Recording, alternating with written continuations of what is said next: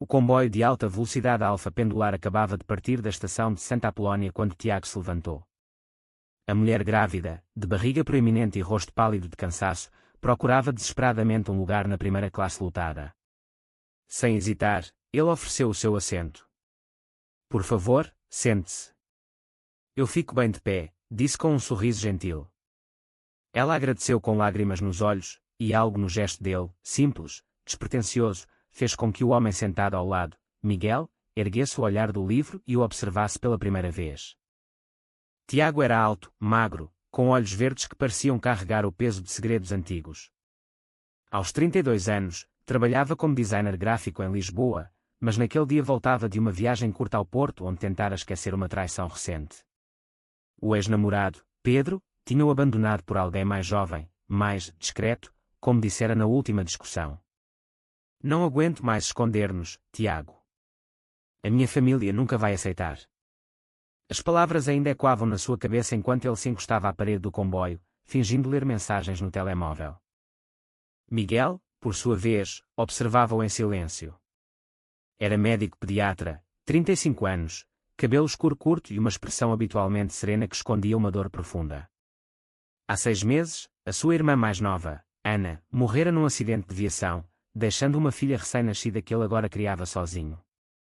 Viajava para Coimbra para uma consulta especializada com a bebê, que dormia no carrinho ao seu lado.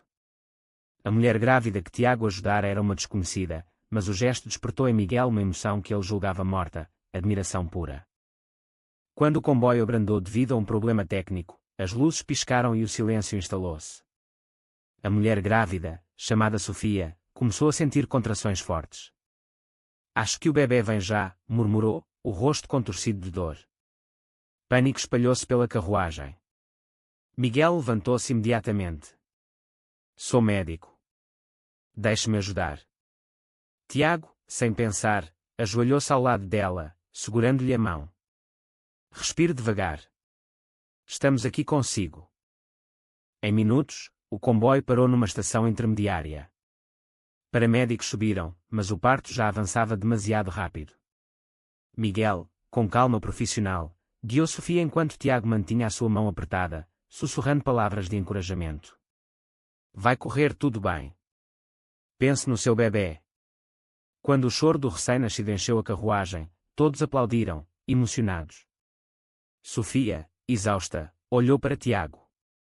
Obrigada aos dois. Sem vocês. A bebê, uma menina, nasceu saudável. Os paramédicos levaram mãe e filha para o hospital mais próximo, em Santarém. Miguel e Tiago ficaram para trás, ofegantes, manchados de suor e emoção. Pela primeira vez, os seus olhares cruzaram-se de verdade. Foste incrível, disse Miguel, voz baixa. Tiago corou. Tu é que salvaste o dia. Eu só segurei a mão. No hospital, enquanto esperavam notícias, sentaram-se na sala de espera. Miguel comprou 2 cafés. Não sei o teu nome. Tiago. Miguel. Trocaram números quase sem pensar, alegando para saber da Sofia. Mas ambos sabiam que era mais do que isso. Havia uma faísca, uma ligação instantânea que nenhum dos dois esperava. Tiago sentiu o coração acelerar, algo que não acontecia desde Pedro. Não vou cair nisso outra vez, pensou. Homens como ele hétero, com certeza. Não vou sofrer de novo. Miguel, por sua vez, lutava contra a própria confusão. Sempre se assumir heterossexual, casara jovem, divorciara-se há anos sem drama. Mas algo naquele homem de olhos tristes o inquietava profundamente. É só gratidão, repetia para si mesmo. Nada mais. Dias depois, Sofia ligou.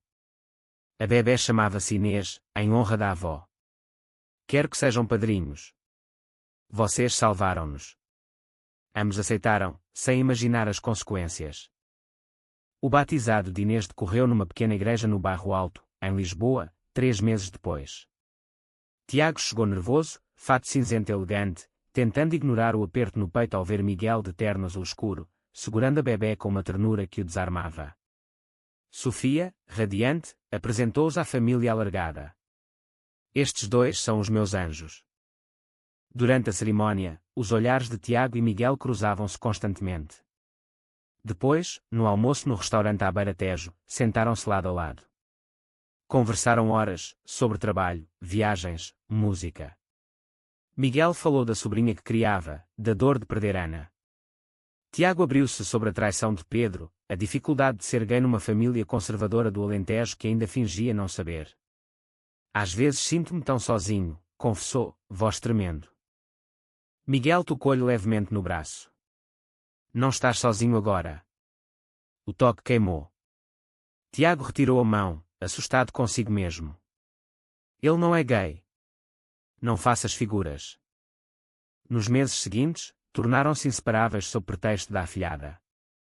Iam juntos visitar Sofia e Inês, levavam a bebé ao jardim zoológico, passeavam pelo Lisboa Factory.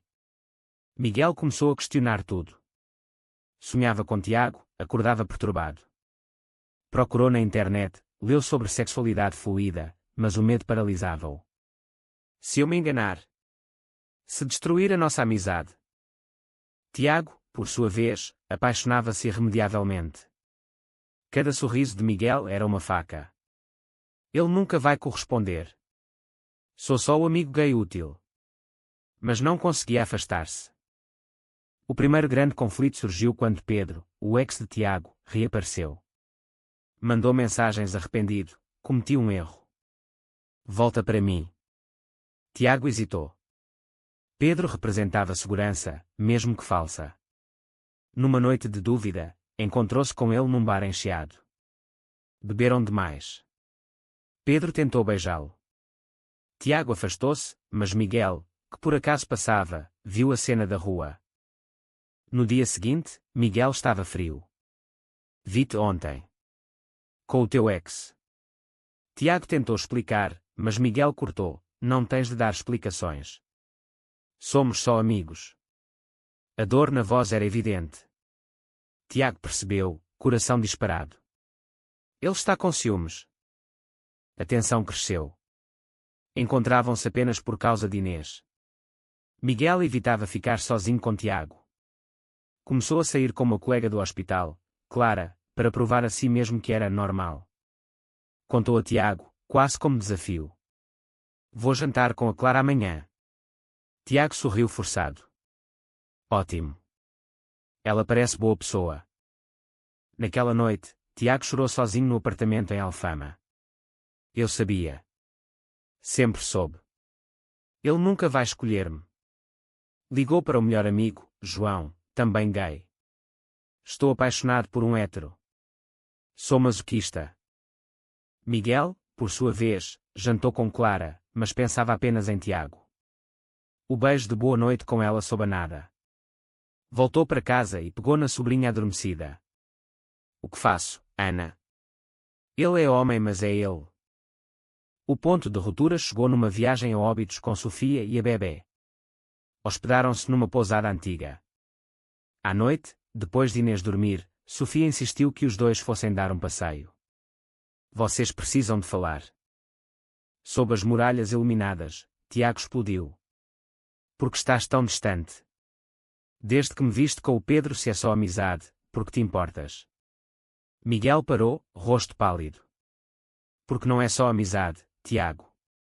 Porque eu sinto coisas que não entendo. A voz quebrou. Tenho medo. Medo de perder-te se eu errar. Tiago aproximou-se, lágrimas nos olhos. Errar como? Miguel olhou fixamente. Como isto? E beijou-o. Um beijo desesperado, cheio de meses de repressão. Tiago correspondeu, mas depois afastou-se. Não faças isto se não tens a certeza. Não aguento ser a tua experiência. Miguel segurou-lhe o rosto. Não é experiência. É amor. Só demorei a perceber.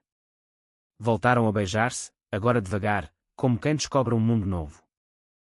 Os meses seguintes foram de descoberta tímida. Miguel assumiu-se bissexual, primeiro para si mesmo, depois para Sofia, que os abraçou chorando de alegria. Eu sempre soube que havia algo entre vocês. Mas nem tudo era fácil.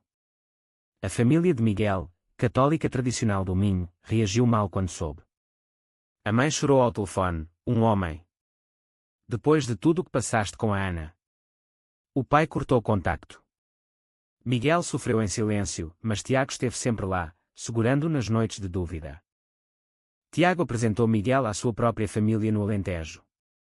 A mãe, viúva conservadora, recebeu-o com frieza. É só um amigo. Tiago respirou fundo. Não, mãe. É o meu namorado. O silêncio foi ensurdecedor. O pai adotivo, já idoso, saiu da sala. Tiago saiu de casa a tremer, convencido de que perdera tudo. Miguel abraçou-o no carro. Vamos construir a nossa própria família. Adotaram oficialmente a sobrinha de Miguel como filha de ambos, com a ajuda de Sofia, que abriu mão da tutela partilhada. Mas o maior golpe veio de fonte inesperada: Pedro. Ciumento e amargo, espalhou rumores no círculo comum de amigos em Lisboa. O Miguel só está confuso. Vai abandonar o Tiago como eu por uma mulher. Alguns acreditaram. Tiago começou a duvidar nas noites de insônia. E se for verdade? E se ele acordar um dia e quiser a vida normal? A crise explodiu quando Clara, a antiga colega de Miguel, apareceu grávida. Alegou que o filho era dele, de uma noite antes de ele assumir o relacionamento com Tiago. Miguel negou, mas aceitou o teste de paternidade. Tiago, destroçado, afastou-se. Preciso de tempo. Mudou-se temporariamente para a casa de João no Príncipe Real. Miguel lutava contra o desespero. O teste provou que não era pai, Clara mentia, tentativa desesperada de o recuperar. Mas o dano estava feito. Tiago não atendia chamadas. Miguel passava as noites com a bebé, falando com ela como se fosse adulta. Perdi-o por causa de mentiras. Como recupera a confiança? Sofia interveio. Convidou Tiago para um jantar, só para falar da Inês. Quando chegou, Miguel estava lá, de joelhos no chão da sala, com a bebé nos braços. Eu não te peço para esquecer a dor. Peço para acreditares nisto: tu és o amor da minha vida. Escolho-te todos os dias, mesmo nos piores. Tiago chorou. Tive tanto medo de te perder. Abraçaram-se longamente, enquanto Inês balbuciava entre eles.